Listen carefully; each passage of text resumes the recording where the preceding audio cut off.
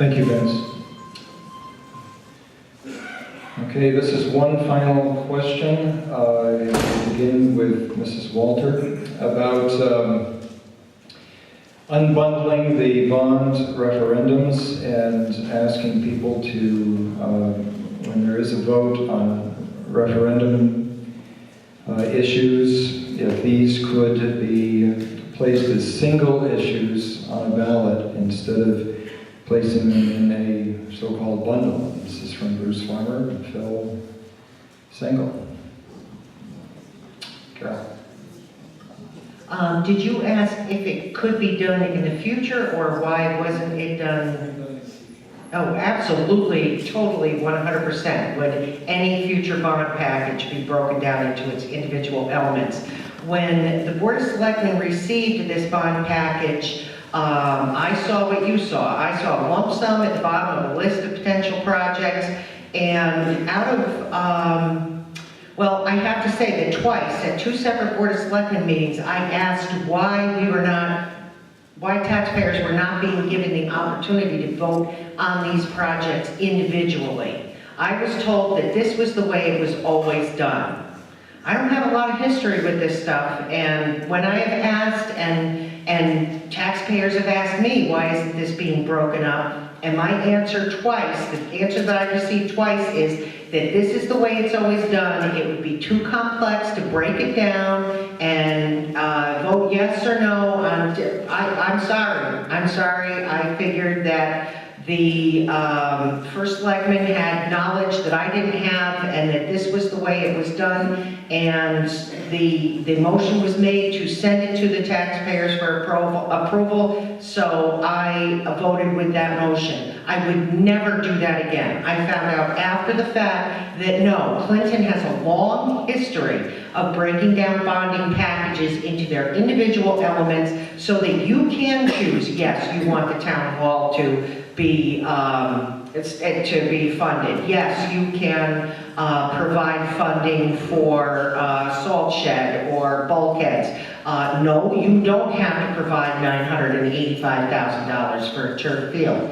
In the future, it will always be, under my administration, it will always be broken down to its individual elements because it's you that are making the decisions. Thank you. When you get 9 items, $9.4 million, they're averaging $1 million apiece. Each one of those decisions merits its individual attention. You should be able to vote on each and every one of those items separately. And no, of course, you never had 9 items bunched together last time, but in the past. But last time it was done because, there were individuals that wanted the whole kit and caboodle to go through, and if I can get the people who want the new high school to also go for the turf field, then I can get my $600,000 salt shed, and it's all or nothing. I don't believe in that concept. I believe that each one of those items warrants its own individual attention. The residents should be able to vote on whether or not they want each item, because these are big ticket items.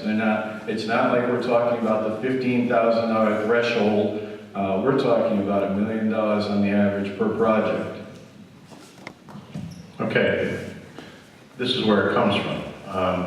We have a bond committee, which I'm also a member of. The First Selectman is typically a member of the bond committee. We deal with what we call bond counsel, which is an attorney that develops the resolutions and the questions necessary for the town to go forward with any type of bonding issue. It's dictated by state statute. You can break it up, question by question. We also have what they call a bond agent that deals with you with marketing of the bonds, develops a pro forma, and then you go forward. Based on what the advice was given by bond counsel and our bond agent to the bond committee, the last two, and the only two I've ever been involved with, actually, well, there are 3, it was the communications issue. We were directed or recommended to go with a single question. And that's what we did. That's what the bond committee recommended to the Board of Selectmen, and there was a lot of discussion, I agree. But ultimately, the Board of Selectmen decided to go forward with the single question. In the future, and we got to beat up on our bond council a little bit to change this. I will certainly tell you that if the high school vote goes forward, which I'm certain it will, there won't be anything else lumped in with it, okay? It'll just be the high school, that'll be enough. But in the future, we can certainly break it apart. Mr. Semino talked about a petition. I don't think, and I'm pretty sure a petition cannot be taken up at this time for the $9.4 million because you have 30 days once the vote is approved to redact that, and it was not done.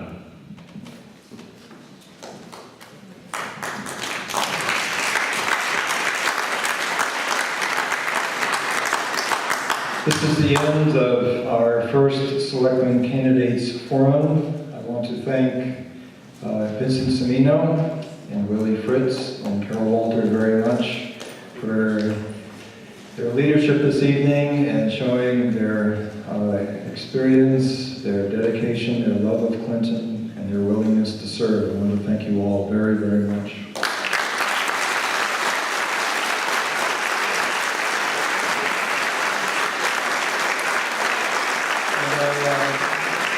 I want to thank the Clinton Taxpayers Association, our sponsors and hosts. I know if anyone wants to grab the mic right now, I'll wait for them. And I appreciate Joyce Allen's help on the timer. And all of you for coming out this evening. Thank you very much for your time and your patience. And please come out and vote on Tuesday. Thank you. Thank you all very much. I just wanted to mention one thing, that this entire presentation, thanks to Chris up in the balcony there, has been videotaped.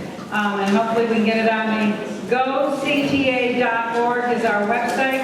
Please join the Taxpayers Association so we can continue